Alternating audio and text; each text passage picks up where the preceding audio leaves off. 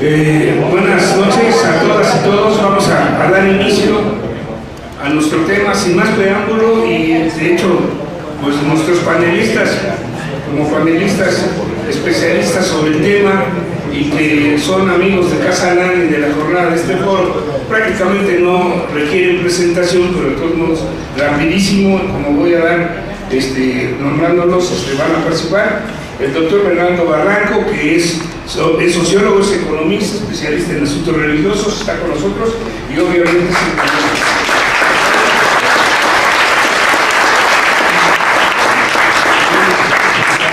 el doctor Héctor Díaz Polanco es antropólogo y pertenece a Morena.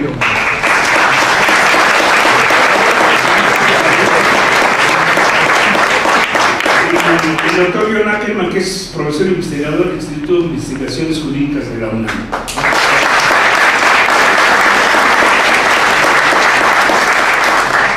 Adelante, maestro Bernardo.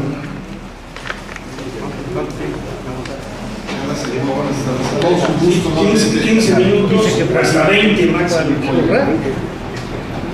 Espero que he dividido la reflexión en 3 puntos.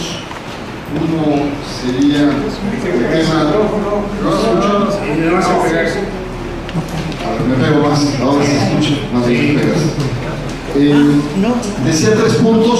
1, elección de Estado. 2, el tema de autoridades electorales. Y 3, pues algo que tenemos que hacer, ¿no?, frente a la inminente judicialización del Estado.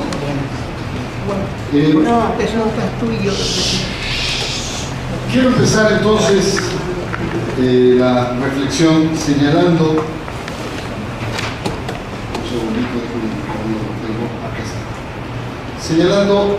quizá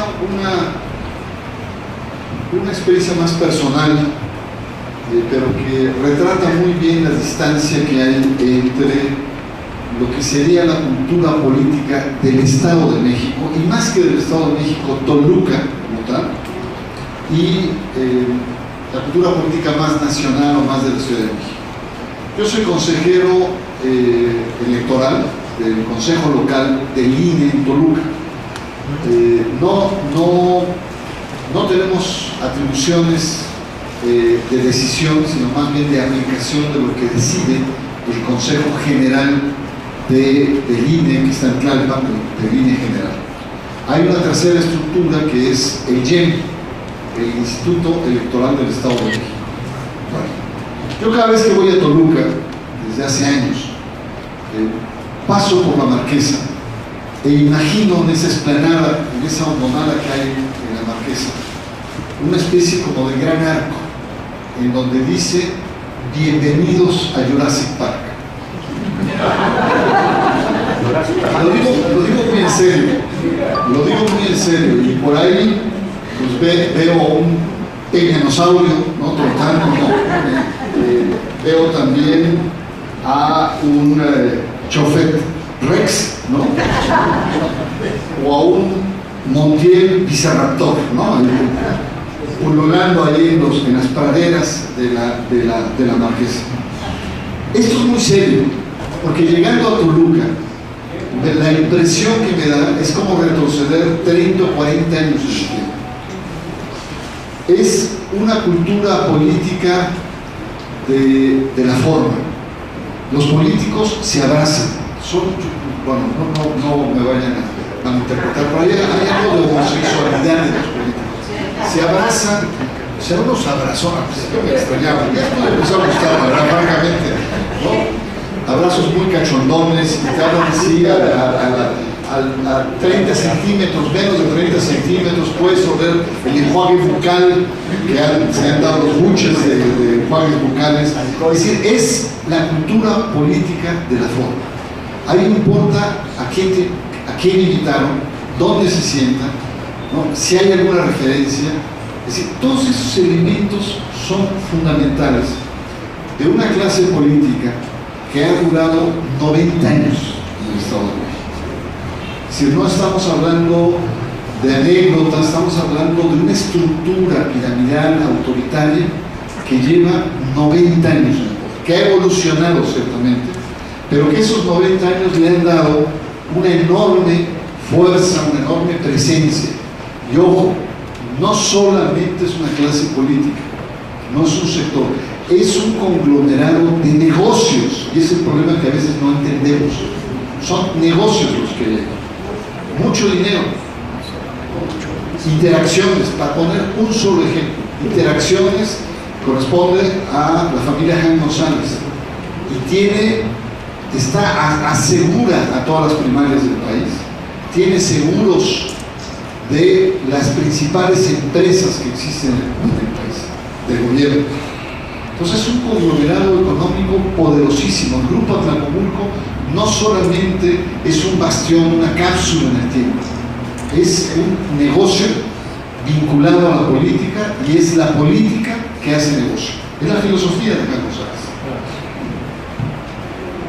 Bueno, esto es un poco para poner la atmósfera no tan pesada, porque ciertamente un proceso como el que acabamos de vivir lastima mucho, porque era un proceso de alternancia, cantar la alternancia, y era un proceso en donde, con mucha esperanza, por primera vez en la historia del Estado de México, llegaban los actores, sobre todo de oposición, con una fuerza nunca antes vista. Un proceso electoral que estaba marcado por la centralidad de la atención de la opinión pública nacional e internacional. De tal manera que yo pensaba en un momento dado que las trapacerías habituales del sistema político mexiquense por lo menos iban a guardar decoro, cosa que no pasó. Al contrario, exhibieron las miserias políticas a nivel nacional, de costa a costa y a nivel internacional.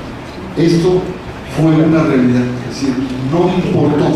Al principio, desde el principio, con la invasión de funcionarios, con los programas sociales condicionados al voto, con las dádivas que fueron una cantidad desde casas, desde nichos de cementerio, láminas, despensas, laptops, etc. Hasta la omisión de autoridades electorales que dejaban pasar todo eso, dejaban pasar los millones de pesos que entraron a la campaña electoral vía gobierno. Fueron omisos. Hacemos un exhorto a las autoridades, vamos a tramitar con AFEPAD, es decir, una actitud sospechosamente burocrática por parte de las autoridades electorales. Déjenme decir entonces que cuando hablamos de elección de Estado, el problema del concepto de elección de Estado es que quiere decir todo y no dice nada. ¿Qué queremos decir con una elección de Estado?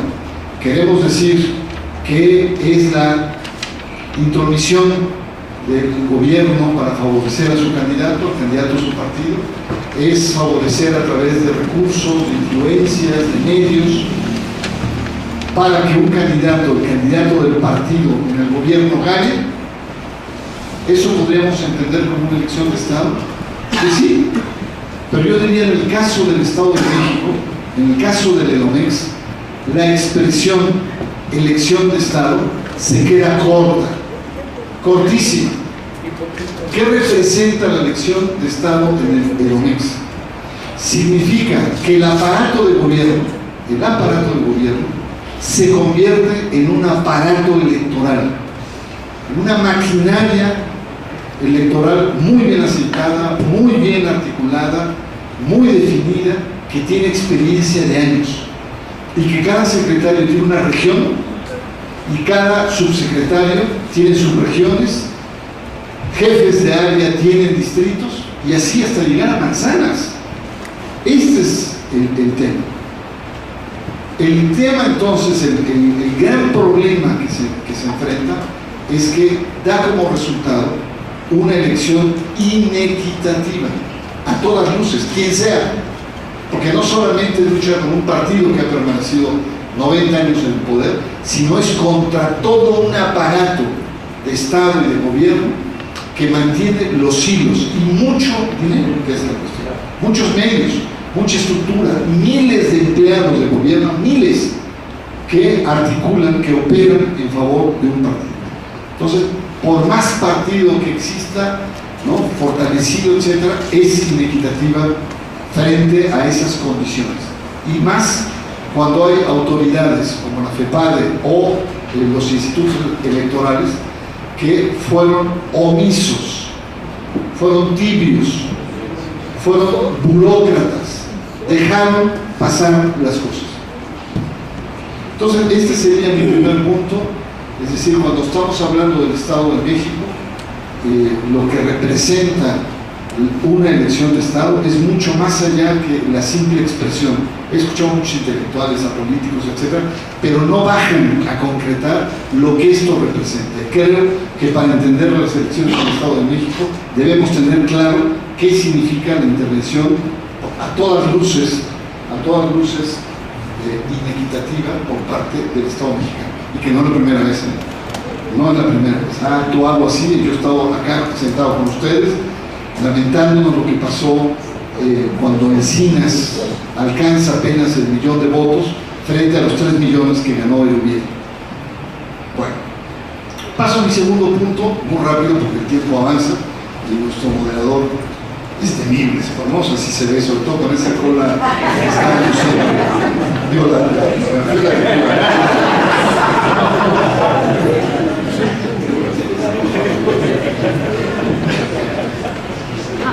bueno, el segundo punto es el tema de las autoridades electorales. Para mí hay muchas causales de lo que podemos llamar un fraude sistémico. El fraude no consiste en una acción contundente, sino está compuesto de cientos de pequeñas acciones que, sumándolos, configuran una conspiración. Porque lo que hemos vivido en el Estado de México es una conspiración articulada desde el aparato de Estado. En el caso del Estado de México, sobre todo el INE, bueno, déjenme dar un paso atrás. Hay una especie de pecado original en la estructura electoral en el Estado de México y en el país. La reforma del 2014 quiso arrebatar la manipulación que había de los órganos electorales locales en manos de gobernadores. Se hizo la reforma en 2014. La hipótesis original era suprimir los órganos locales y centralizar en una especie de super INE que supliera las actividades. Pero hubo acuerdos, desacuerdos, acomodos, etcétera, y se dejan las dos estructuras con mayor responsabilidad en el INE.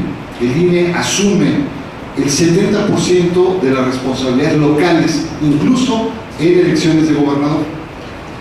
Y los órganos locales, entonces, el primer signo era que los consejeros generales ya no iban a ser nombrados por las legislaturas, luego entonces por los gobernadores, sino por el Consejo General del Instituto Nacional Electoral, el INE.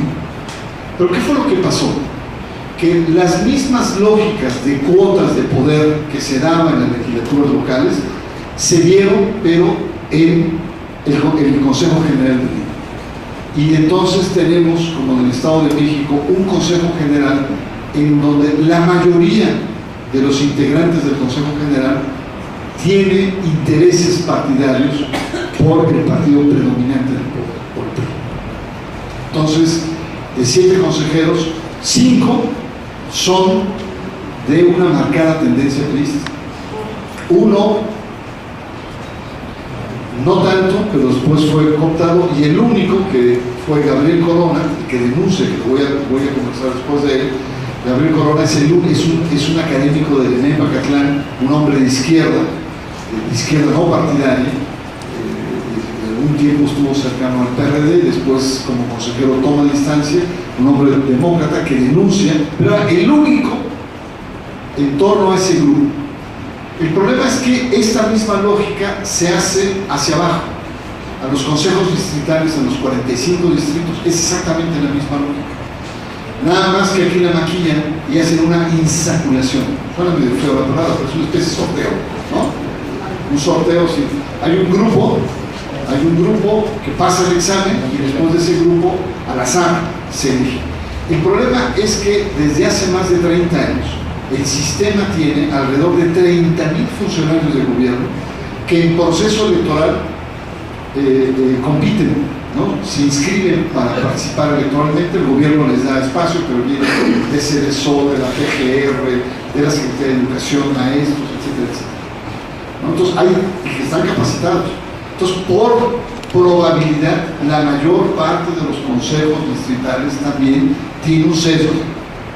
Lo mismo pasa con los capacitadores y con los supervisores. Los capacitadores son los que tienen contacto directo con la gente. No quiero ser controlador, lo único que quiero decir es que ya hay un vicio de entrada en las estructuras electorales. Hay un sesgo, sobre todo en el caso del Estado de México. Están cargados, los dados están cargados desde antes. Y eso va a explicar el por qué los números dieron lo que dieron. Un segundo elemento es que el IEM, este instituto local, maneja mucho dinero, demasiado dinero, 2.700 millones de pesos. 2.700 millones de pesos. Nada más para que tengan ustedes una idea, igual, ¿no? Dejó pasar el tope de gastos de campaña a 285, cifra récord en la historia de todas las elecciones en este país. ¿Perdón? A nivel de los estados. A nivel federal, digamos, la dimensión cambia. Nunca antes, 285 millones como tope de campaña. Otro aspecto fundamental es que no tiene una estrategia de promoción del voto. ¿Qué significa esto? Pues que juega el voto duro. Juega el voto duro y lo hace. Y todo esto sale porque 4 semanas antes del proceso electoral, las encuestadoras advirtieron: los ciudadanos mexiquenses no saben qué día hay que ir a votar. ¿Cómo no saben qué día hay que votar? No se sabía el día que había que votar. Entonces, ¿qué significaba? Que no hubo una campaña de difusión del voto, no hubo una estrategia de participación ciudadana. Un tercer elemento realmente muy preocupante es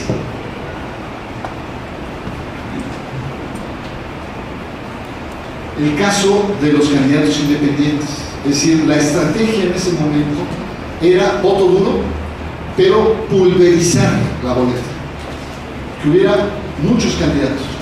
Y entonces uno de ellos era, como había alianza, pues la alianza para gobernador podría reducir bastante la boleta.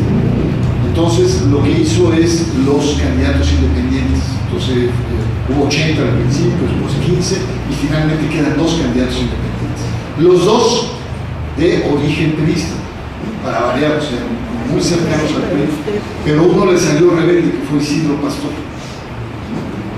Isidro Pastor, con protagonismo político, salió rebelde y finalmente le retiran. Pero hubo un desaseo porque hubo trampa. O sea, ¿qué significa la trampa? Hay una cédula, no me quiero meter porque si no se me va el tiempo y son minucias, pero el problema es que las pequeñas minucias es la que hacen el todo. Sobre todo a los que no tenemos, digamos, una cultura electoral o una cultura de normatividad electoral. Ahí es donde nos agarran, ahí es donde muchas veces perdemos. La cosa es que hubo trampa a la hora de designar a los independientes, lo cual significó que incluso ya estaban las boletas el nombre de Isidro Pastor. Hubo que echar las boletas atrás, ¿no? Un acto que costó 25 millones de pesos. Bueno, ya me quedan 5 minutos, por favor.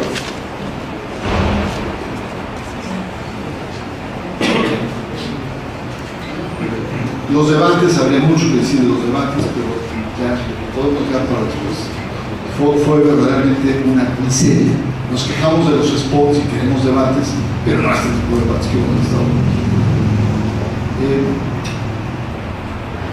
El tema central, me parece, para entender uno de los aspectos de las inconsistencias normativas fue el día de la elección, el tema de este conteo rápido de PREP y del cómputo. Ahí es donde estuvo gran parte de las irregularidades electorales. Para empezar, un día antes, 2 días antes, empezó una guerra sucia contra los funcionarios electorales, contra los funcionarios de casilla. Llamaban por teléfono, les amenazaban, había carteles donde se decía qué hacer en caso de balacera, es decir, infundieron miedo. A mí a las 3 de la mañana me llamaron por teléfono y me mentaron la madre. Fueron 3 veces. Una primera dije, bueno, es propaganda electoral, no contesto. Una segunda, dije, caray, mis hijos siempre andan en los tantos y tal. Y no contesté, y la tercera sí contesté. Y me hablan y me dicen, eso, usted es un hijo de tal, por cuál, y vaya a hacer no sé qué. ¡Pum! Me colgué. Yo quedé feliz, porque mis hijos estaban sanos, ¿no? Claro que más me preocupaba en ese momento, ¿no? Pero a muchos hicieron, y sí tuvieron repercusiones.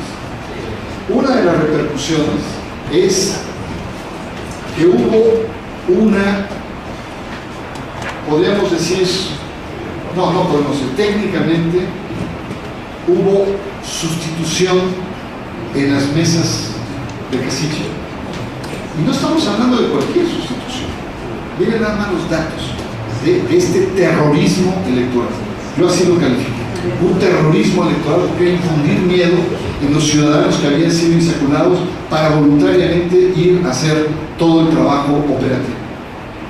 Miren nada más los datos impresionantes. Hubo sustitución de al menos un funcionario que fue recogido de la fila en 3.808 casillas. 3.800 de las 18.000. Estamos hablando del 20.5% de las casillas. Es un número tremendo esto. Estamos hablando de que fueron 5.386 funcionarios que fueron tomados de la fila. 5.386. 19 presidentes, 398 escrutadores, 1.465 escrutador 1, 3.504 escrutador 2. Estamos hablando que del total de los funcionarios de casilla, que eran 74.420, el 7% fueron sustituidos. Ahora, sabemos muy bien las mapacherías. Se paran desde tempranito, están en la fila, no llega el que tenía que llegar y se incorpora a la fila. Bueno, esto trajo como resultados serias deficiencias a la hora de entregar los paquetes electorales. Llenar las actas, contar bien, ¿no?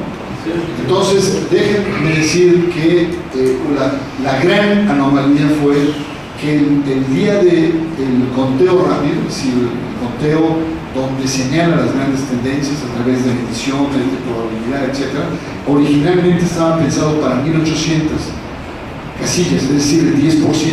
Solamente se da el resultado de 1.275. ¿Por qué? No sabemos. Quizá en ese momento, esta es la tendencia, esta es la puntada. ¿Y qué significó? Que después hubo que ajustar el PREP y después se ajusta el cómputo en torno al dato del conteo rápido. Y entonces, ¿qué encontramos en el PREP? Si ustedes tienen la curiosidad, pueden ver las sesiones del INE en donde este consejero Corona, Gabriel Corona, denuncia y dice, señores, estamos ante muchas irregularidades, hay duplicidad de actas. ¿Sí? Significa que hubo alrededor de 70 casillas que tenían pegadas las mismas actas. ¿Qué significan las mismas actas? Que tenían los mismos funcionarios de casilla, que tenían los mismos representantes y tenían exactamente los mismos números. En su mayoría ganaba el PRI. 70, vamos a ponernos, digamos, en matemáticas brutas, ¿no? Que gana el PRI o que algo pasó ahí. Estamos hablando de 46.000 votos. en las que un consejero descubrió, un consejero con su equipo, eran 3 personas, que se puso a cotejar y encontró deficiencias en 70 casillas. Pueden haber muchas más. Y esto podría estar representando 45,000 votos. Si a eso le sumamos las casillas, estas transitorias especiales que se llaman, que eran puros policías, puros funcionarios, etc., eran alrededor de 60 casillas. Estamos hablando ahí de más de 40,000 votos también. Si sumamos esos dos, nos da poco más de la mitad de la diferencia entre primer y segundo lugar. Es muy preocupante esto. Yo lo voy a dejar aquí. 2 palabras nada más para el tercer punto. Habría muchos otros elementos, pero con mucho respeto, sobre todo a la calidad de las personas que van a continuar en este diálogo, diría que hay que repensar el modelo electoral. Ya nada más, ya no tiene credibilidad el modelo electoral. Aquí el INE falló también muchísimo. Se lavó las manos el Instituto General Electoral. No quiso sesionar, sesionó porque los partidos lo presionaron. Tuvo problemas serios en su sistema de registro de representantes ante las casillas. Tuvo problemas muy serios. El PREP fue el PREP tradicional y el IEM, es decir, el Instituto Local, no quiso hacer el PREP casilla. Rápidamente, el PREP casilla. El PREP es un sistema que evita, da transparencia, da números en relación a las actas, pero no es vinculatorio, no es oficial, es indicativo. Y al principio se cantaba por teléfono, era una especie casi de conteo rápido. Después se usó el fax, ahí por los años, fines de los 90. Después intranet, que era el gran avance, ¿no? Y después ya internet, ya entraban ya hasta digitalizar las actas. El último avance de la tecnología es un celular que usted toma la fotografía del acta, la toma, e inmediatamente los datos del acta pasan a una base de datos. Ya nadie lo manipula, ¿no? Y automáticamente se llena, se va dando los resultados, tanto que Benito Nassim dijo, a las 9 de la noche podemos estar dando los resultados con este nuevo sistema, ¿no? Con este teléfono inteligente. Bueno, el IEM se negó a utilizar. ¿Por qué? No entendemos. Bueno, claro que se necesita. No quiero tener una duda razonable, pero no hay duda. No quiso hacer. No lo quiso hacer. Y entonces el INE dijo, bueno, no lo quieren hacer, vamos a hacer un PREP casilla piloto. Lo vamos a hacer de todas maneras. Algo pasó en el camino, algo pasó ahí.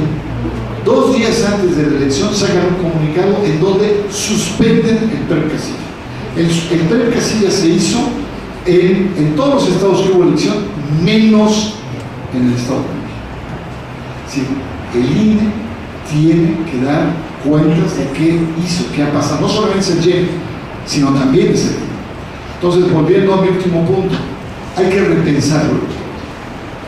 Las instituciones que hemos creado no solamente están en fase regresiva, involutiva, sino han perdido y están perdiendo todo el crédito. Ya no se les cree a las instituciones electorales. Mucho dinero, hay demasiado dinero. Hay que repensar los recursos. No es posible que los recursos que en un país pobre como el nuestro tengamos la filosofía de Walder que decía la democracia es cara y hay que pagar por ello. Yo creo que ya no aplica más. Incluso los partidos tienen una cantidad tremenda de burocracias, agandalles, carrerismo, ¿no?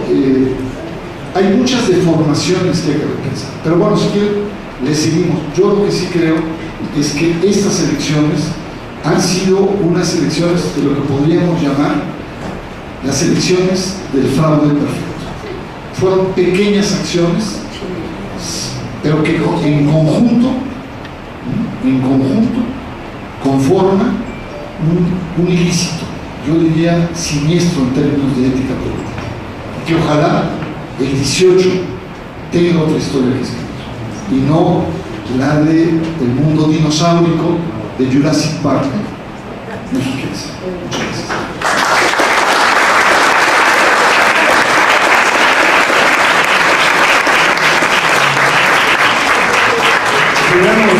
Le damos las gracias al maestro Fernando Barranco y desde luego la definición o caracterización de esta elección, particularmente Estado de México, pero son en todos elección de Estado, con autoridades electorales ausentes, omisas o cómplices. Hay una buena noticia: el PRI no ganó en el Estado de México. Si ven ustedes los datos del PRI solo, porque ganó la coalición. Recordemos que el PRI fue con 3 partidos nacionales coaligados: PANAL, Verde y Encuentro Social. Y si hace la contabilidad, resulta que el PRI tiene menos votos que Morena. Eso no es cosa menor. Entonces, ¿qué nos da esta elección? La elección que nos da esta elección, que el mito de este gran aparato burocrático y electoral, y de que el dinero a raudales que corrió era suficiente para ganar una elección. No cierto. Ni el aparato, pero claro, los especialistas van a abundar en eso, pero incluso estos 3 partidos nacionales que se coaligaron con el PRI y nadie lo anuncia, ya pidieron el registro. Porque a pesar que le dieron el triunfo al PRI, no alcanza cada uno de ellos el 3%, que es mínimo para conservar su registro a nivel local, desde luego. Pero estos 3 partidos pierden el registro estatal, y eso tampoco se menciona. Bueno, le damos la palabra al doctor Héctor Espinosa. Adelante.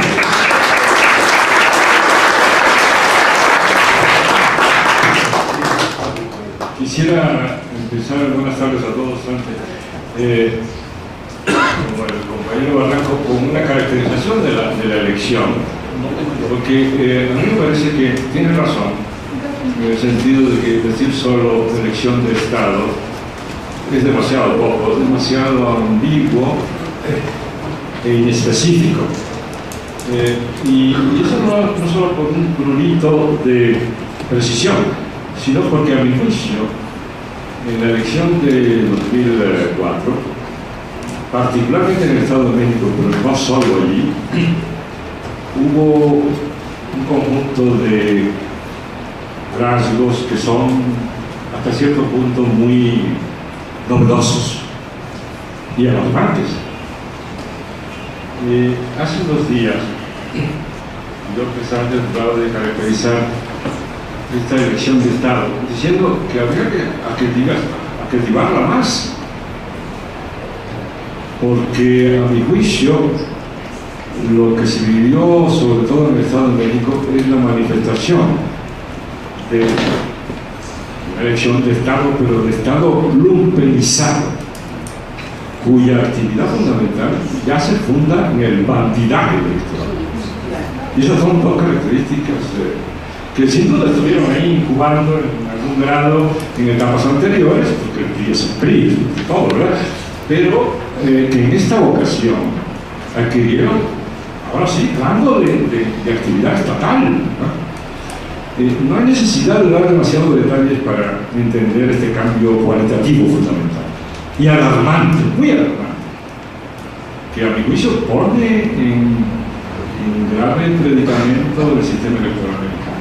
Perfecto, en eso coincido también con Barranco, aunque yo soy un poco pesimista al respecto, como diría de inmediato.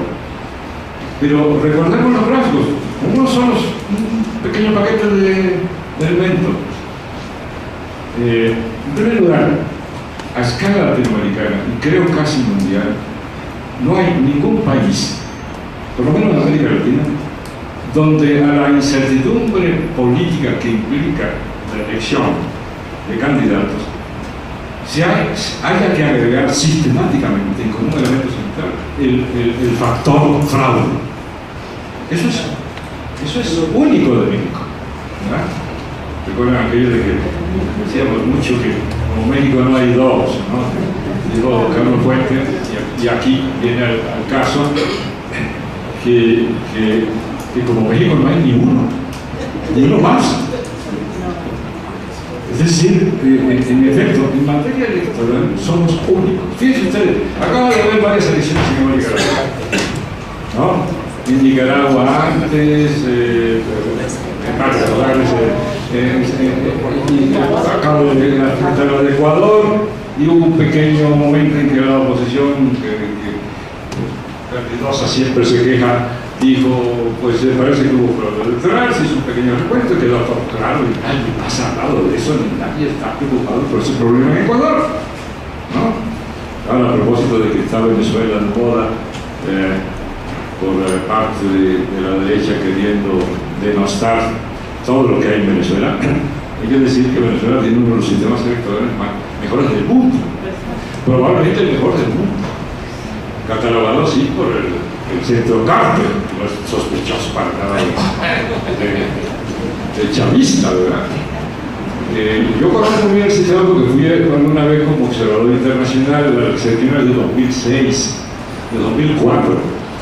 Y es un sistema electrónico que es auditado por todos los partidos políticos antes de ponerse en función. Todos los partidos tienen que estar presentes en la auditoría que se hace al sistema. Es un sistema que combina un aparato donde coloca usted su huella digital y el sistema establece una conexión con el candidato que usted escoge, cuya fotografía está aquí en la pantalla. Algo sumamente elaborado, moderno, y luego, y además emite una especie de recibo de voto por ese papel, para que no quede la cosa nada más en bytes electrónicamente.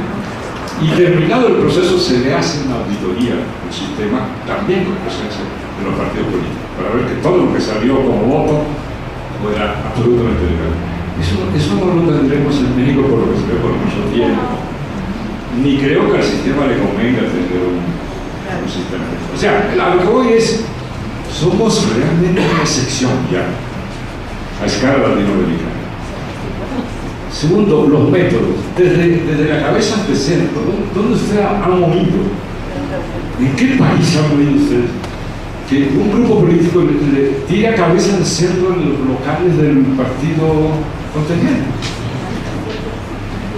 ¿En qué lugar del planeta han escuchado ustedes que prácticamente toda la policía del Estado, en el caso del Estado de México, se dedica a ir casa por casa a entregar citatorios de la FEPADE, un organismo, digamos, perseguidor de delitos, y por tanto cualquier notificación es algo que intimida, citatorios falsos, apócrifos, a tal punto que el presidente de la FEPADE se vio obligado, en el proceso en que distribuía la policía, se vio obligado a decir que eran citatorios apócrifos falsos, él no había firmado ningún citatorio. Pero ustedes se imaginan el espectáculo, hay muchos videos de esto. Usted abre la puerta, patrulla con luces, y un policía que dice, le deben entregar un citatorio, usted está citado para estar en la FEPADE a tiempo, si no se presenta, habrá un proceso contra usted. Y se hizo usando los listados, que indicaban algunos datos clave, como si era representante de casilla, etc. Y particularmente concentrado en la militancia morena.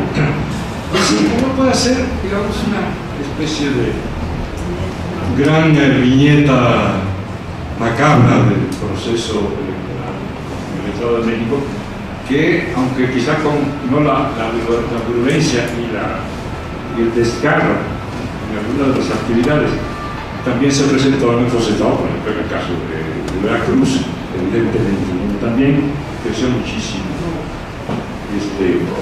este maquillaje.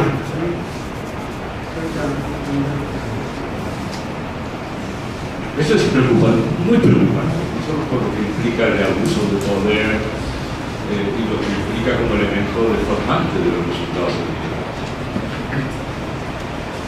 Pelear electoralmente, políticamente, en las peores condiciones y en las más desventajosas, porque nadie se va a imaginar a Morena haciendo ese tipo de cosas, ¿verdad? De acciones violentas. Bueno, Hay otro elemento que me preocupa en el sistema electoral de México, y es lo que podríamos llamar que es un sistema que tiende a la caja negra y a convertir en sagrada la caja negra. Por decirlo así, en la primera etapa, el proceso de votación ocurre con cajas translúcidas, incluso las propias ánforas electorales ya en muchos lugares son transparentes, puedes ver los votos, ¿no? Pero luego ocurre una transfiguración, ¿verdad? Digamos que este primer voto es el voto ontológico, es el voto que cae, es una síntesis de la voluntad del elector, ¿no? De la voluntad popular. Pero inmediatamente esto se contea, ese recuento en el conteo en la mesa correspondiente. Y esto se convierte en paquete electoral con acta de casilla. El voto pasa a estar en una caja negra. Ya no se puede ver bien. Solo tiene usted como referente el acta de la casilla.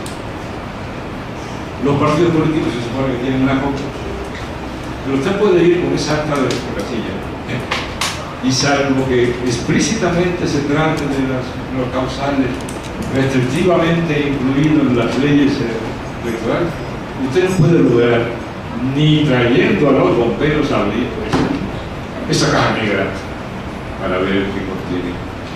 Y todo el sistema se engaña alrededor de que por ningún motivo se va a abrir esa caja negra para convertirla en caja translucida. Esa característica, por decirlo así, atraviesa todo nuestro sistema electoral y es la causa fundamental de muchos de los problemas que tenemos por delante. Es decir, la imposibilidad, lo que vimos en 2006, en 2012 y ahora en 2017 seguramente se presentarán en 2018, de que los ciudadanos están imposibilitados de ver qué contiene esa caja negra y conocer el contenido de la voluntad. Esto nos lleva al punto. Decía Barreto con toda razón, el sistema electoral está acabado, está agotado.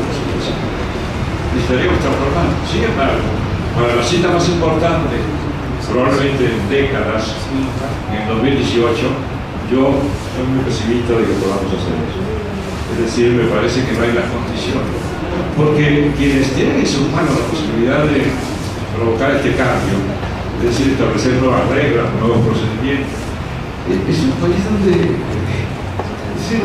el legislador parece que cada vez que quieren legislar sobre el tema electoral, bueno, casi en todos los temas, pero sobre todo el tema electoral, se van a Mongolia interior, ¿verdad? Para olvidarse de la realidad mexicana, ¿verdad? No hay ningún elemento que prevé la fotografía de los votos en la casilla. Bueno, es una cosa realmente catastrófica. Pero ¿qué tenemos? Los congresos que tenían que hacer esta reforma, que están controlados por los mismos que no la van a querer impulsar. Lo único que quizás puede ocurrir como modificación del sistema electoral, y no precisamente en favor de la voluntad popular, es que intenten meter a última hora la segunda vuelta. Pero no quiero desviarme con ese tema. ¿Qué se deduce de todo esto? Al menos dos cosas que me gustaría resaltar. En términos de resultados para los partidos políticos, como ya se indicó aquí, resaltan varios elementos que solo los puedo posar para no usar el tiempo. En primer lugar es que el fenómeno PRI, es decir, el hecho de que el PRI está viviendo prácticamente de este bandidaje electoral, de este sistema lumpen que le permite aplicar un sistema de envejecimiento de la elección, de intimidaciones, etcétera, que le permite. Y desde luego el caballero poderoso con dinero que interviene para la compra del voto utilizando, alguien ya me decía ayer que nada más en el Estado de México parece que usaron más de 2.000 millones de pesos para comprar votos. Probablemente se queda corto porque en el 2012 llegamos a calcular 5.000 millones de pesos con que Peña Nieto compró votos. Probablemente ha aumentado porque como hay tanta inflación, es probable que ya el voto haya se haya encarecido mucho. Entonces, la caída en la intención de voto y en el voto real del PRI. Esa es la primera enseñanza. En efecto, pierde la elección como partido, no como alianza. Morena saca más votos. Entonces, uno puede llegar a la siguiente conclusión. Un altísimo porcentaje que probablemente puede alcanzar hasta el 50% de la votación del PRI ya es puro voto logrado, digamos, en mala ley, a la mala, ya sea por compra, ya sea por intimidación, etc., todos los métodos, o por introducir votos falsos a la hora del proceso de las casillas. El segundo elemento es el crecimiento de Morena. Considerado en conjunto las 4 elecciones, Morena, la información se dio a conocer ayer, tuvo un crecimiento del 160%. Es decir, más que duplicó y luego un y medio crecimiento global. Este es un crecimiento verdaderamente extraordinario que no lo tiene ningún partido y que jamás había oído yo esos saltos cuánticos, pues todo un partido de tan reciente creación.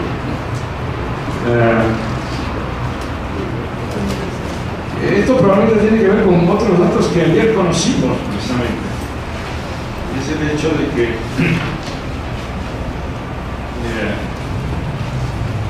Morena ya tiene más de 2,5 millones de afiliados y que además tiene una estructura de organización sumamente espectacular.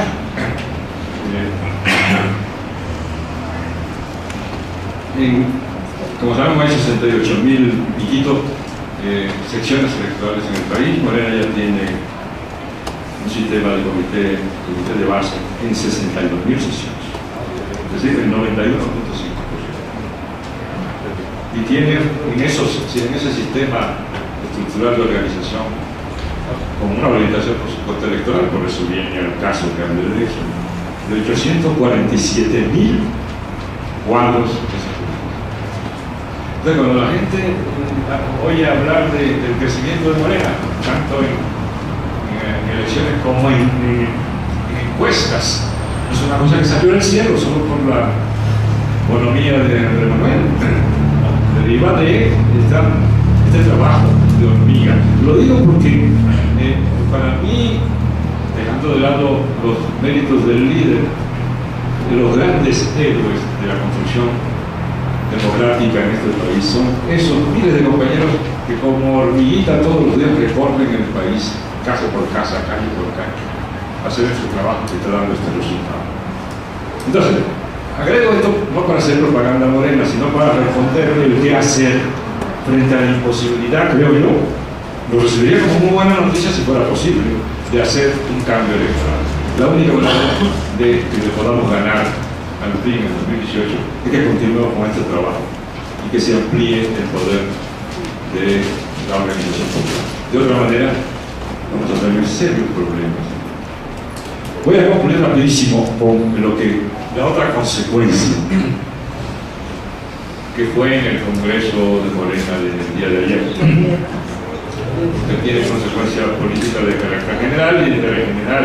Yo creo que uno de los elementos muy importantes de estas 4 elecciones es que reposicionó a los partidos políticos nacionales. Coloca al PRI en una situación muy complicada que lo puede volver una organización sumamente agresiva y cada vez más de aquí a la cita electoral de 2018. Colocó al PAN en un lugar muy complicado desde el punto de vista de su aceptación pública, como lo demuestra el propio Estado de México. Es decir, la derrota del PAN en el Estado de México tiene proporciones bíblicas. Es decir, un partido nacional que saca alrededor del 10-11%, pues está en una condición muy difícil, ¿no? Y así por el estilo.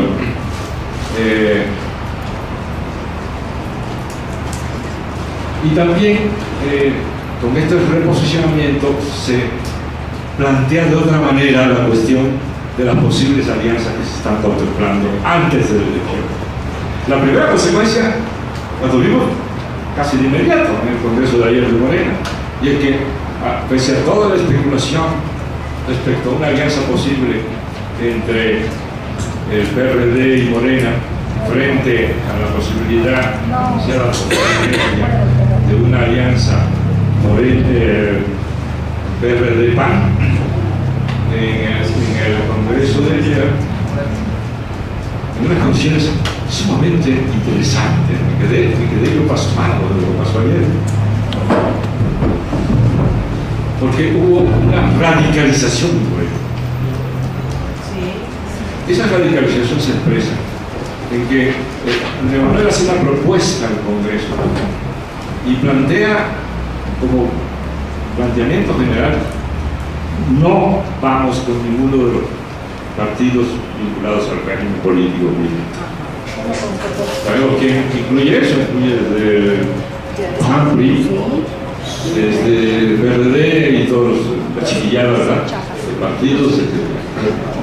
Y pone una excepción. La excepción es: sí vamos con el PT, porque el PT hizo el gesto respecto de la elección electoral en el Estado de México.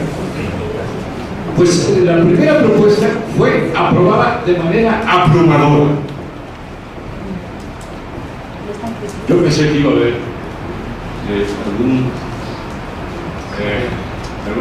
posicionamiento de duda, sobre todo en relación con la alianza que todo el mundo veía como absolutamente necesaria con el PRD. Y fue votada. Pero el mayor asombro es que casi el líder pierde la elección por primera vez en la historia de Morena respecto al PT.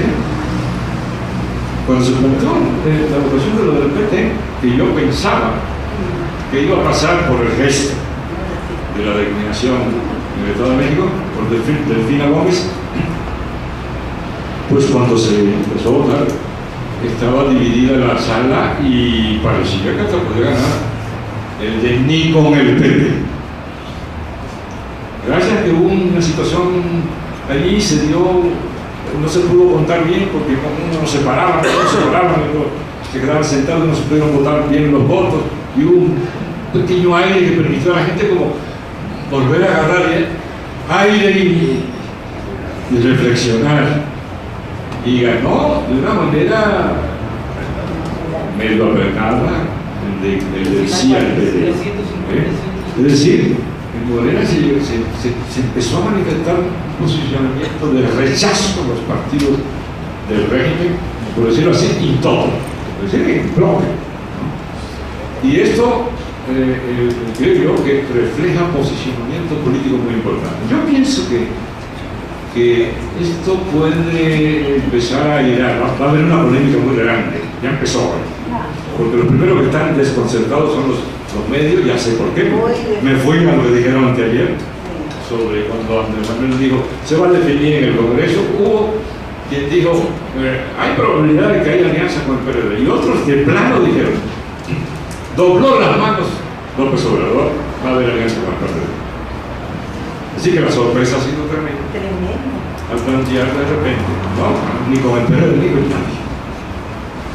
Y el PT pasó de panzazo a eso, ¿no? Eso va a requerir un trabajo ahora de carácter político, tejido refinado, ya voy a concluir, tejido refinado para la política. Por ejemplo, para el caso de Morena no puedo decir más porque ya no tengo tiempo, estoy abusando del tiempo. Se va a requerir redefinir la cuestión de la alianza que se vino afirmando en otras etapas como alianza con las bases, alianza con los ciudadanos, alianza con las organizaciones y alianza con los movimientos. Pero eso es fácil decirlo y difícil hacerlo. Y eso requerirá que se termine de cumplir la predicción del desfondamiento del PRD. Porque el PRD es una organización verdaderamente tan tremenda. Mi opinión sobre el PRD, la conocen ustedes, yo creo que es una de las organizaciones más nefastas, políticamente hablando, que tenemos en la actualidad. En su momento cumplió ciertos papeles muy importantes.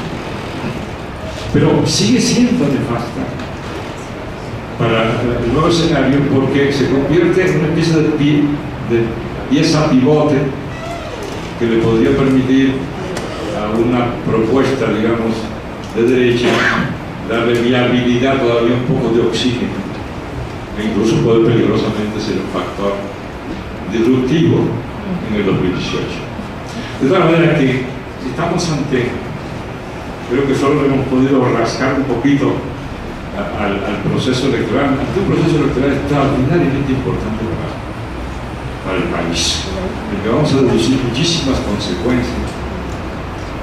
Solo quiero concluir diciendo una frase. El resultado del Estado de México, por lo menos para nosotros, no está definido. Eso no lo damos por perdido. Todavía hay recursos muy importantes que realizar y todavía estamos empeñados en que se reconozca el triunfo de la maestra Delfina Gómez. Gracias.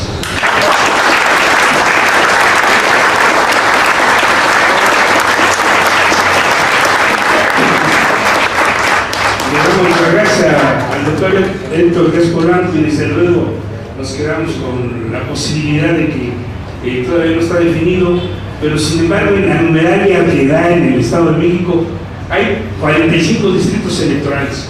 La numeraria oficial le da 21 distritos al PRI, 20 a Morena, 3 al PRD y 1 al PAN en Naucalpan. Esto quiere decir que los 20 que ganó Morena es todo el corredor azul, lo que le llamaban corredor azul, la zona industrial, la zona metropolitana, donde hay mayor participación, donde hay mayor grado de escolaridad, donde hay mayor información. Y los 21 distritos que ganó el PRI es las zonas rurales, donde hay menos escolaridad, donde hay menos información. ¿Y saben qué? El promedio de votaciones del Estado es del 52%.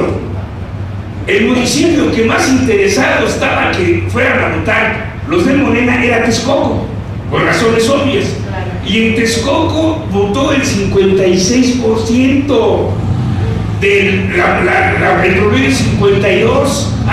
Pero los municipios o distritos, más correctamente dicho, donde ganó Del Mazo, alcanzaron una votación del 66%, increíble, y unos hasta el 70-80%.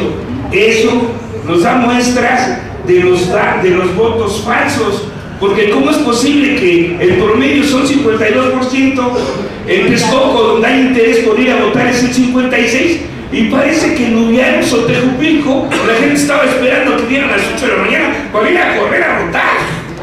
Imposible. Ahí se da cuenta uno que hay votos falsos, porque es como decimos en México, el promedio de estatura 170, unos 70 está entre unos 65 y unos 75. Pero dicen, hay unos mexicanos allá por un estado que miden 2 metros. Hay que preguntar el ADN porque se brincan. Así de sencillo. Bueno, le damos la palabra al doctor Jonathan.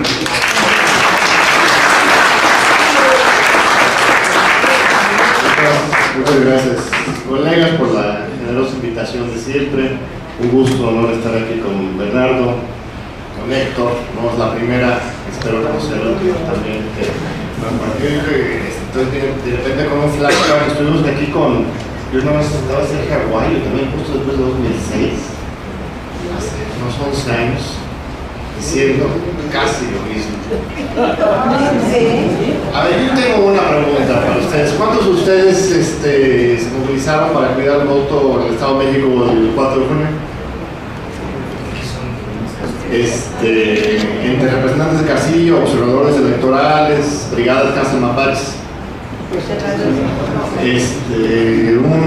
¿qué será? 5% de los que estamos aquí. Es que no hay información. Todos ustedes y nosotros somos responsables de que nos hayan metido este enorme y terrible gol.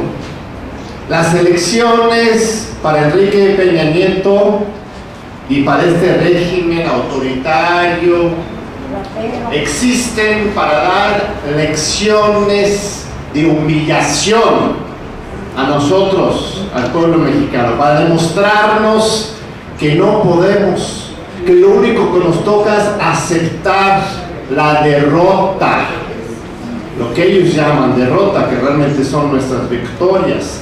No nos faltaron en el Estado de México votantes. El pueblo mexicano, el Estado de México salió y votó de manera contundente y masiva a favor de Delfina Gómez. No solamente en la zona conurbada, sino también en las zonas rurales. Lo que nos faltó fueron las masas de activistas que les gusta ir a conferencias, pero que no se movilizan en el día de las elecciones. El pueblo mexicano no es pasivo. Salimos, marchamos y protestamos, pero a la mera hora no vamos. Y no es solamente ustedes. Somos millones en este país que estamos indignados y que estamos dispuestos a hacer muchas cosas. Yo celebro que estén aquí ustedes.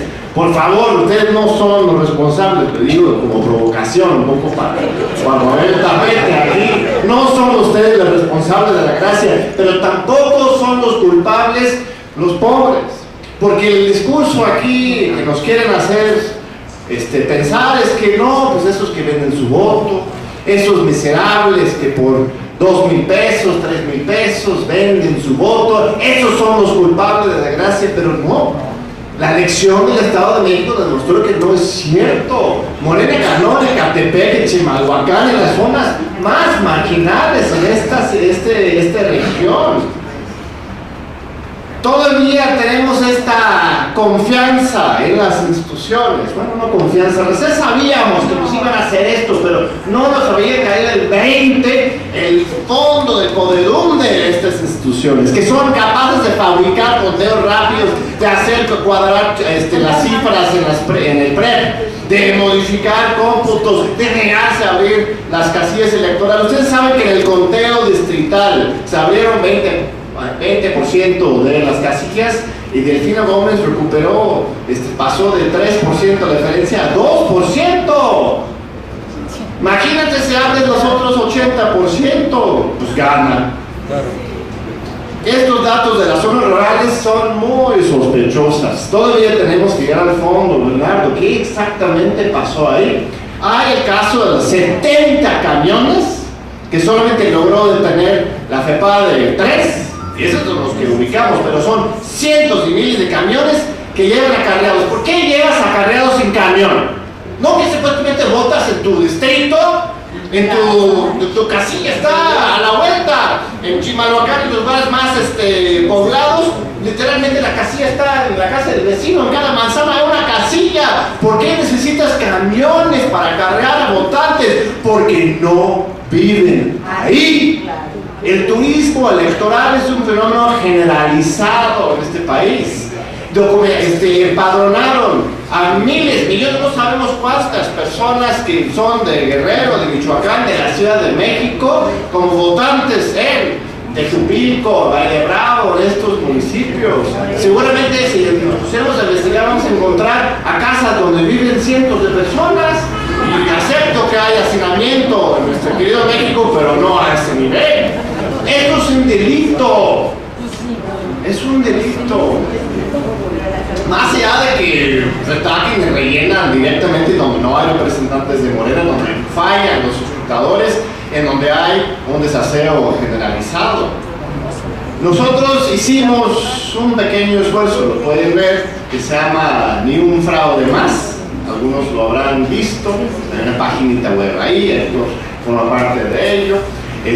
Muchos otros académicos, escritores y sobre todo ciudadanos.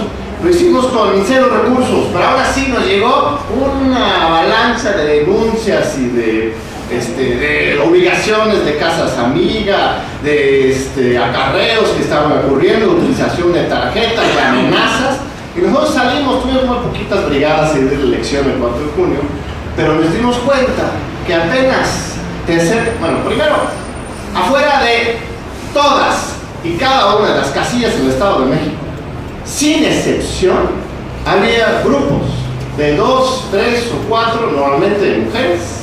Hay un asunto de género ahí también muy fuerte, en un estado lleno de feminicidios, de explotación, de control de las mujeres, normalmente de mujeres con listas, anotando y presionando los votos. Eso es un delito también.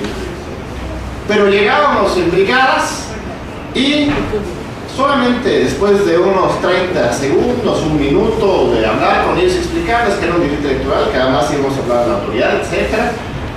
Aunque no iba a llegar la autoridad, ya sabes cómo a veces llegaban, pero en general no. Solamente con ponerles un poco de atención, observación a estas personas, muy rápidamente se fueron, simplemente. Obviamente cuando nosotros también nos fuimos, regresan, se reinstalan, en fin, éramos muy poquitos para un estado de 16 millones de personas. Pero si realmente, por ejemplo, tuviéramos nosotros como ciudadanos también pequeños grupos de 3 o 4 personas afuera de todas y cada una de las casillas en el Estado de México o en el país, pensando en 2018, va a ser casi imposible que nos vuelvan a hacer esto. Realmente sí tenemos el poder y la facultad como ciudadanos, se pueden registrar como observadores para realmente parar eso, pero tenemos que tener muy claro que estas instituciones electorales no sirven de nada. Bueno, sí sirven de mucho, son cómplices del fraude. O sea, tenemos que regresar literalmente, así como ellos regresan 20, 30 años en sus prácticas, nosotros también. O sea, de regreso a la vigilancia del voto, lo más básico, porque están rellenando urnas, están robando urnas, están haciendo absolutamente todo lo que hacían en el pasado. Así que nosotros también tenemos que recuperar ese espíritu de luchar por la democracia, no depender que al final de cuentas el INE o el IEM va a contar bien los votos, ni eso hacen. Deja lo de el tema de la promoción del voto o de la inhibición de la Comisión de Delitos Electorales. Hay muchas categorías que hemos categorizado, para la redundancia, que hemos organizado las irregularidades electorales. Ahí están nuestros 3 informes de un fraude más. Este domingo en proceso también yo publico un artículo que resume algunos puntos. Va a ser redundante con muchas cosas que mencionaron ya Héctor y Bernardo, pero apuntamos. Primero, hay un punto que no mencionaron Bernardo y Héctor que es muy importante y que si tuviéramos magistrados electorales a la altura del momento histórico, lo cual es mucho pedir en estos momentos, generaría inmediatamente la nulidad de esta elección.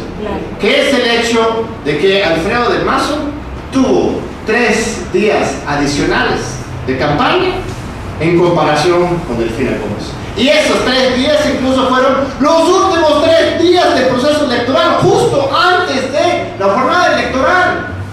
La supuesta veda electoral, jueves, viernes y sábado antes de la elección, es un momento en que está prohibida cualquier propaganda política electoral. ¿Saben cuántos volantes se distribuyeron en el Estado de México esos días? Cientos de miles. ¿Cuántos mensajes de texto se enviaron? ¿Cuántos anuncios en internet, de las redes sociales? No podías abrir un YouTube sin una propaganda en tu cara. Algunos eran denostando a Delfina Gómez y Morena, y otros eran invitando muy amablemente a votar simultáneamente por Morena y PT para correr al PRI de la elección. ¿Sí vieron eso? Eso era propaganda abierta, obviamente no contratado por Morena, supongo que no por PT. Era una propaganda electoral directamente en beneficio de Del Mazo y en contra de Delfina Gómez. O sea, transparentemente enfrente cientos de miles, millones de pesos, dólares seguramente, fueron gastados durante una campaña política electoral en los días de veda.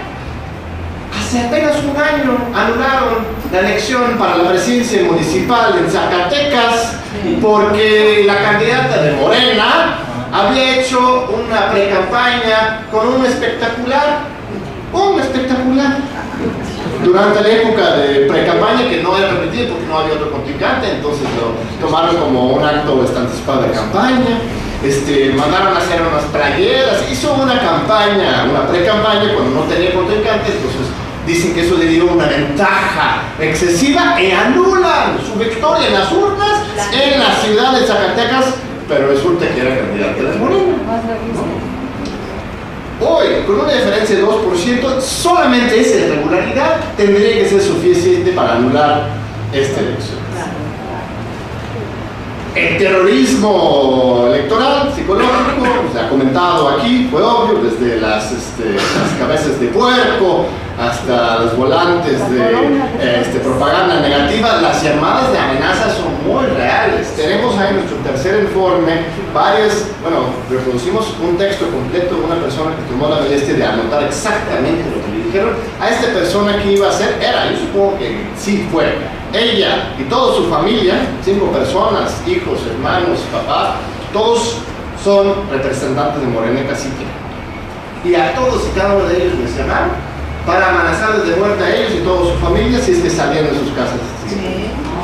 Y esto no es una excepción. También tenían acceso a los padrones de Morena y a los padrones de los funcionarios de Cacique.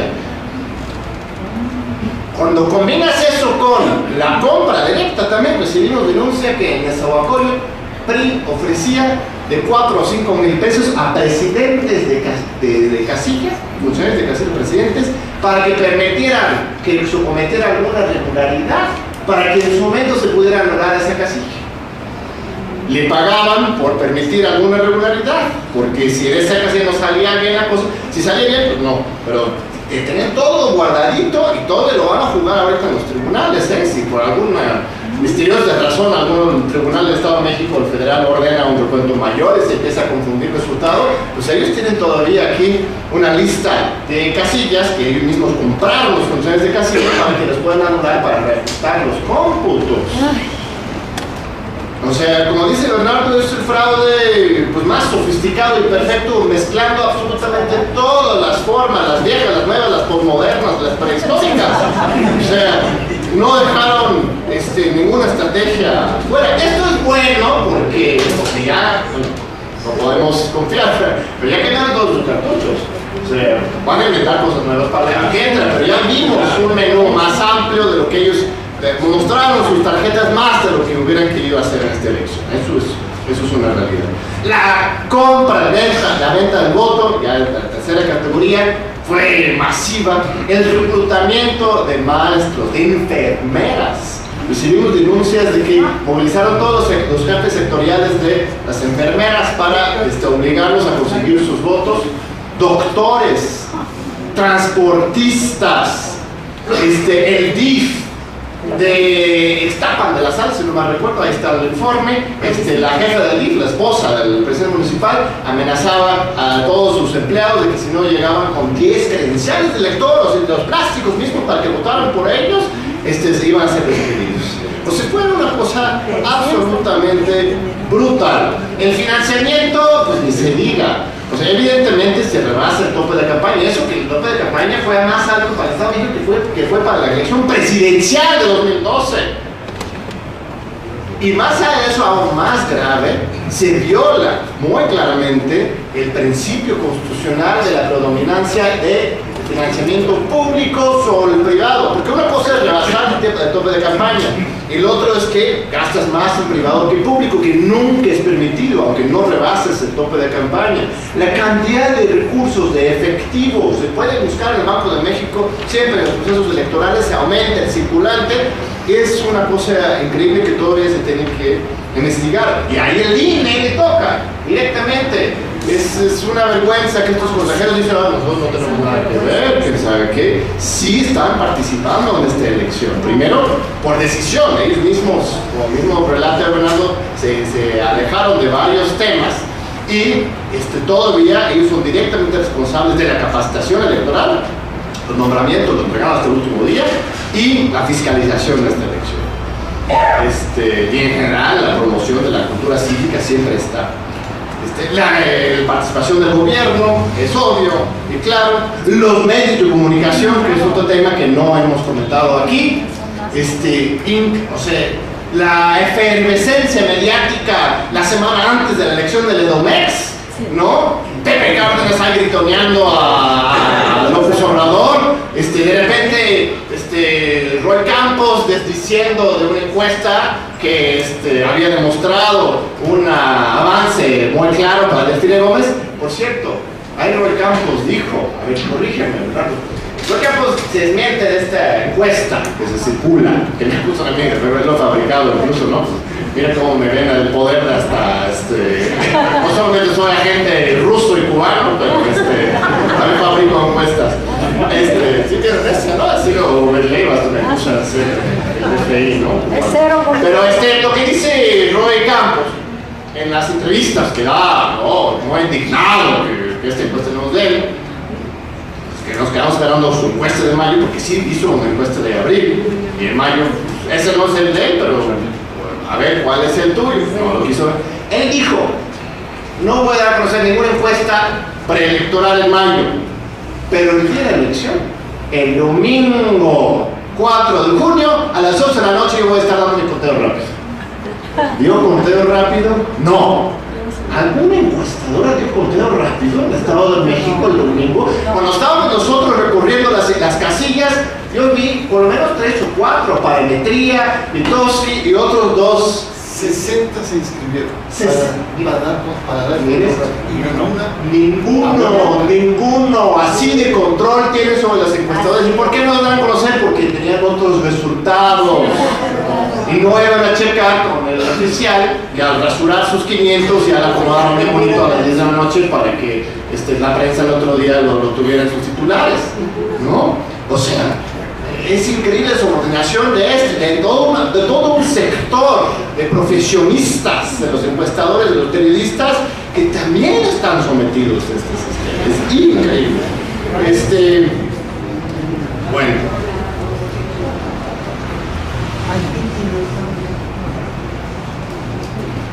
Creo que la conclusión es muy buena. Primero, como dice Héctor, no se ha acabado esta elección todavía. La ley electoral del Edomex es muy interesante. Quién sabe cómo salió así. No hay gobernador electo, si se dan cuenta. En Coahuila ya dieron hasta circunstancia de mayoría. En Coahuila, pero en el Edomex no. La fecha límite es el 16 de agosto. Es el artículo 281 del Código Local. ¿Sí? Ahorita lo que vienen son, lo que único lo fueron los conteos distritales. Esos distritales se impugnan ante el Tribunal Electoral del Estado de México, y a partir de sus resoluciones de las casillas de los distritos regresa al IEM, y el IEM ahí sí ya realiza el conteo final y ya nombraría en su momento al gobernador electo, le entrega su constancia en mayoría, pero ahí todavía queda otro mes para impugnaciones al Tribunal Electoral del Poder Judicial de la Federación. Hay más que suficiente tiempo, 2 meses, ¿no? Hasta septiembre para limpiar este cochinero, si es que hubiera voluntad institucional y política. Evidentemente no hay, pero tenemos que seguir insistiendo y no quitar el renglón. De 2 exigencias, nosotros en Ni un Fraude Más ya lanzamos, y si son del Estado de México o tienen amigos ahí, que se inscriban. Vamos a presentar 2 recursos ciudadanos innovadores.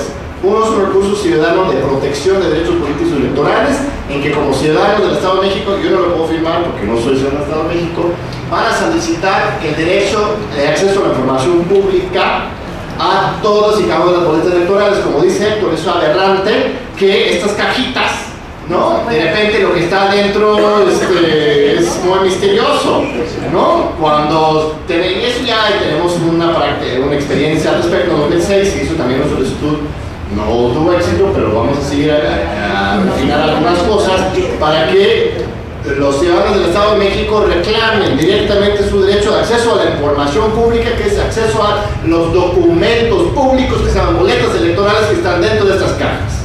O sea, es decir, un recuento total de la votación por nuestros derechos ciudadanos.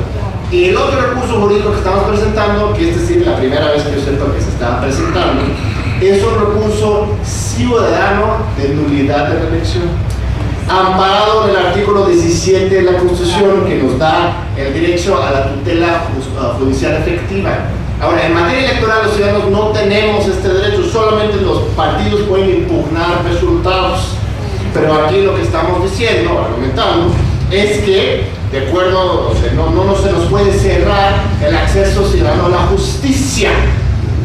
Otros argumentaron cosas similares en su momento para ser candidatos independientes. Por ejemplo, Castañeda en su momento argumentó que él quería ser candidato independiente para sus intereses. Pero aquí, aún más importante, ya tenemos candidaturas independientes incluso, se ha roto con este monopolio de los partidos sobre los derechos políticos electorales. Entonces, si podemos tener candidaturas independientes, ¿por qué no los ciudadanos también podemos impugnar los resultados y llevar nuestras evidencias ser parte en el juicio de nulidad de esta elección? Entonces, evidentemente los consejeros y los magistrados se van a poner muy serios y nos van a regalar que esto no entra en su librito, pero lo que estamos haciendo es convocando a los ciudadanos de que ellos mismos firmen para que llevemos este juicio, ¿no? Es muy importante que nosotros demostremos a nosotros mismos y a la sociedad y a la comunidad internacional que no nos vamos a dejar tan fácilmente, porque insisto, estas cosas ellos lo diseñan como lecciones de humillación para nosotros y la lección es para 2018. Si nos quedamos así nada más, pues van a seguir haciendo esto. Entonces, nada más para culminar, yo creo que, y retomando los datos de don Héctor Díaz Polanco, ya los puso en la mesa, para esta derrota temporal, coyuntural en el Estado de México, de ninguna manera implica una derrota para 2018, sino todo lo contrario. Todos los signos políticos, institucionales, políticos sobre todo, están demostrando que esta goza de la indignación ciudadana, la participación ciudadana, va a ser muy difícil de tener. Sin embargo, sí tenemos que tener una autocrítica seria, y por eso empecé con esa provocación. No podemos dejar la elección de 2018 ni en las manos de Morena, ni en las manos del INE. Nosotros los ciudadanos, muchos de Morena también, yo no quiero excluir ni separar, pero los ciudadanos como tal, con Andrés Manuel, tenemos que asumirlo como nuestra responsabilidad. Las elecciones y la historia es demasiado importante para dejarlo en manos de las instituciones previamente establecidas para el mismo. Así que juntos, unidos, pensaremos. Muchas gracias.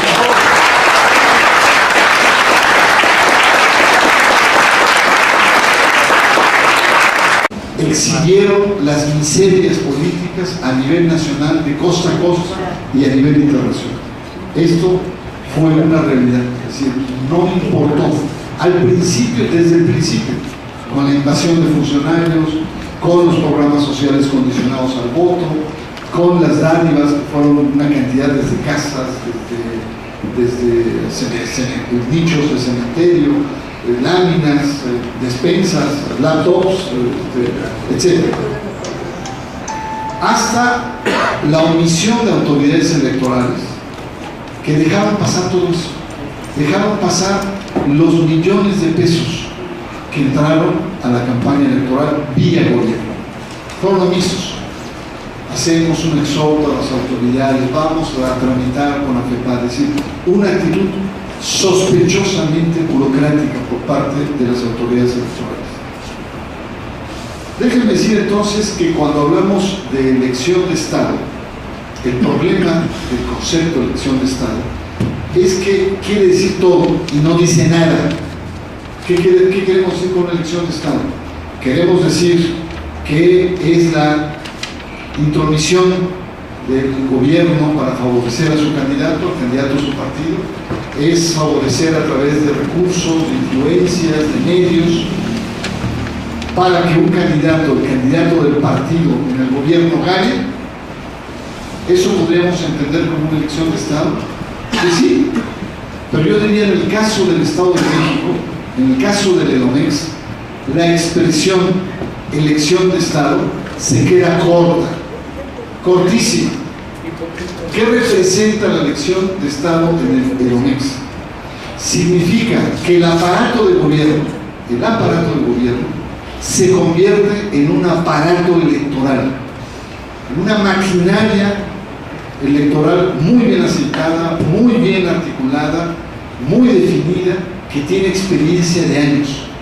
y que cada secretario tiene una región y cada subsecretario tiene sus regiones, jefes de área tienen distritos y así hasta llegar a manzanas. Este es el tema. El tema entonces, el gran problema que se enfrenta es que da como resultado una elección inequitativa, a todas luces, quien sea, porque no solamente lucha con un partido que ha permanecido 90 años en el poder, sino es contra todo un aparato de Estado y de gobierno que mantiene los hilos y mucho dinero, que es la cuestión, muchos medios, mucha estructura, miles de empleados de gobierno, miles que articulan, que operan en favor de un partido. Entonces, por más partido que exista, ¿no?, fortalecido, etcétera, es inequitativa frente a esas condiciones. Y más cuando hay autoridades como la FEPADE o los institutos electorales que fueron omisos, fueron tibios, fueron burócratas, dejaron pasar las cosas. Entonces, este sería mi primer punto. Es decir, cuando estamos hablando del Estado de México, lo que representa una elección de Estado es mucho más allá que la simple expresión.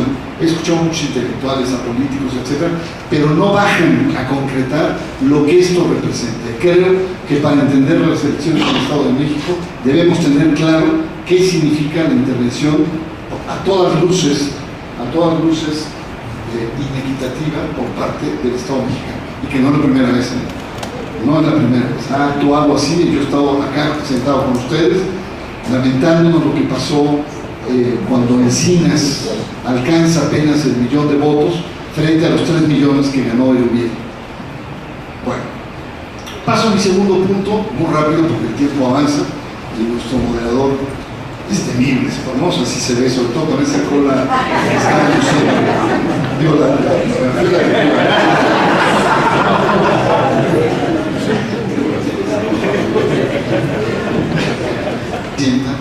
¿no? Si hay alguna referencia, es decir, todos esos elementos son fundamentales de una clase política que ha durado 90 años en el Estado de México. Es decir, no estamos hablando de anécdotas, estamos hablando de una estructura piramidal autoritaria que lleva 90 años, que ha evolucionado ciertamente, pero que esos 90 años le han dado una enorme fuerza, una enorme presencia. Y ojo, no solamente es una clase política, no es un sector, es un conglomerado de negocios, y ese es el problema que a veces no entendemos. Son negocios los que llegan, mucho dinero, interacciones, para poner un solo ejemplo, interacciones corresponde a la familia Jaime González y asegura a todas las primarias del país, tiene seguros de las principales empresas que existen en el país, del gobierno. Entonces es un conglomerado económico poderosísimo. El Grupo Atlacomulco no solamente es un bastión, una cápsula en el tiempo, es un negocio vinculado a la política y es la política que hace negocio. Es la filosofía de Jaime González. Bueno, esto es un poco para poner la atmósfera no tan pesada, porque ciertamente un proceso como el que acabamos de vivir lastima mucho, porque era un proceso de alternancia, cantada la alternancia, y era un proceso en donde con mucha esperanza, por primera vez en la historia del Estado de México, llegaban los actores, sobre todo de oposición, con una fuerza nunca antes vista. Un proceso electoral que estaba marcado por la centralidad de la atención de la opinión pública nacional e internacional. De tal manera que yo pensaba en un momento dado que las trapacerías habituales del sistema político mexiquense por lo menos iban a guardar decoro, cosa que no pasó, al contrario. Buenas noches a todas y todos. Vamos a dar inicio a nuestro tema sin más preámbulo, y de hecho pues nuestros panelistas, como panelistas especialistas sobre el tema, y que son amigos de Casa Lana y de la jornada de este foro, prácticamente no requieren presentación, pero de todos modos, rapidísimo, como voy a dar nombrándolos, van a participar. El doctor Bernardo Barranco, que es sociólogo, es economista, especialista en asuntos religiosos, está con nosotros y obviamente es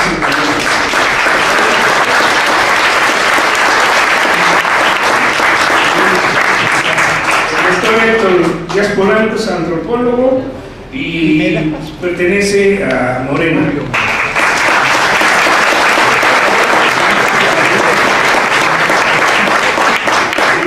El doctor John Ackerman, que es profesor investigador del Instituto de Investigaciones Jurídicas de la UNAM.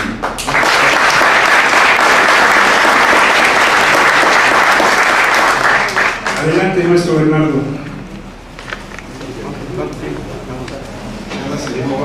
Todos un gusto, 15 minutos, hasta 20 máximo.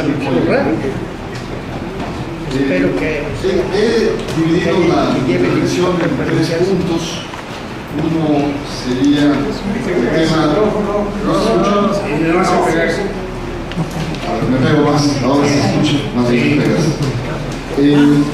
Decía 3 puntos. 1, elección de Estado. 2, el tema de autoridades electorales. Y 3, algo que tenemos que hacer, ¿no?, frente a la inminente judicialización del Estado de México.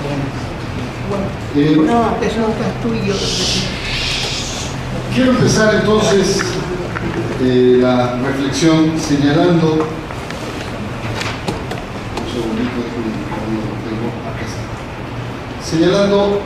quizá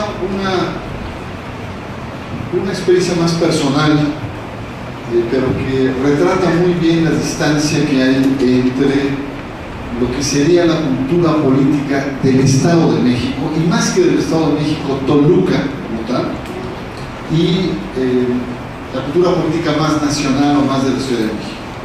Yo soy consejero electoral del Consejo Local del INE en Toluca.